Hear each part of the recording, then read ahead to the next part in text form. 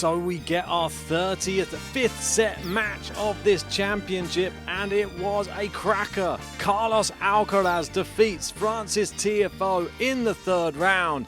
This is my post-match reaction.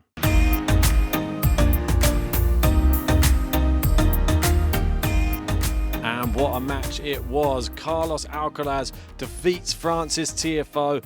It was 5-7, 6-2, 4-6, 7-6, and then 6-2 in that fifth set. I mean, Carlos Alcaraz, he is a 5-set beast. And when you get into that fifth set, I don't know if there's anyone better. I mean, Novak Djokovic comes to mind, but he is really pushing the envelope. As Jose Morgado says here, defending champion survives a fantastic Frances Tiafoe who played his best match of the year, and it was almost 4 hours, and he has now 12 wins and only 1 loss in fifth sets. Simply absurd. Yes, it is. I mean, when you get to that fifth set, you feel that he just has an extra lease of life, especially when he was coming back from 2 sets to 1 down.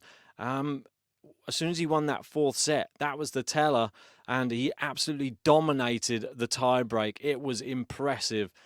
I think Tiafoe has to really take a massive standing ovation for his performance, though. He really turns up when he plays against Alcaraz, and their last match they played was in the US Open when it was in the semi-final in 2022. Frances took him to 5 sets that day too, and in their other match that they've played in their head-to-head, Frances Tiafoe has beaten him. So they always have a close match, and Frances Tiafoe can always give him a good game, but it looks like Alcaraz can just edge him out in a fifth set, and he just has that staying power. He has the mental fortitude to get through a fifth, and it's like it says here, 10 Wimbledon wins in a row and 10 Grand Slam wins in a row for the Roland Garros champion.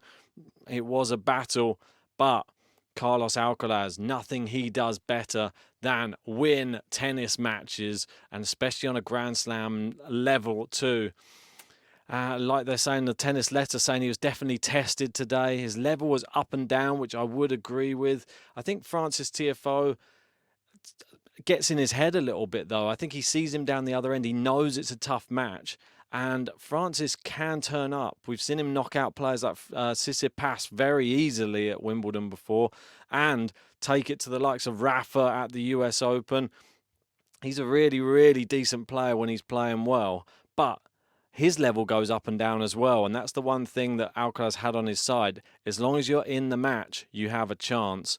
And, well, it's his third Wimbledon fourth round for Alcaraz, and like we said, 10 wins in a row, and 20 wins, 3 losses on grass. Survival instincts are off the charts. Yeah, you never feel that he's out of it, despite he has a bit of negative body language sometimes, but we know that there's a fire within that sometimes comes bursting out in those fourth and fifth sets. So, and he gave us a bit of an England celebration at the end. He's wearing all white. He gave us the Bellingham celebration from the other night.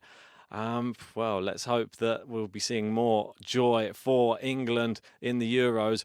And he was worried because he thought he was going to miss Spain playing, because they're playing right now. And he said, they said there's a football match taking place, Spain against Germany. And he said, what's the score? What's the score? It was 0-0 at the time. Not sure what the score is right now. And then they asked him about his team. Said, you seem to put your team through a lot of tension. How did they cope?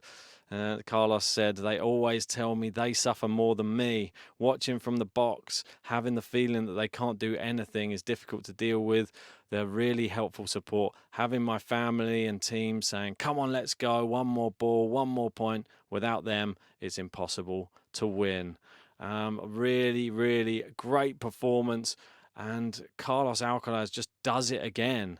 I mean, next round he'll face either Ugo Humbert or Brandon Nakashima. Their match was interrupted earlier, and they are into a fourth set. Ugo Humbert leading by 2-1. But you have to say, Carlos Alcaraz, after that performance, I think that he is going to be energized and looking for the win. But that's just my quick post-match reaction to Alcaraz going through to the fourth round in dramatic fashion. Let me know your thoughts on the match in the comments section below. And if you haven't already, hit a like, subscribe, and join us for a podcast wrapping up the whole of the day's action.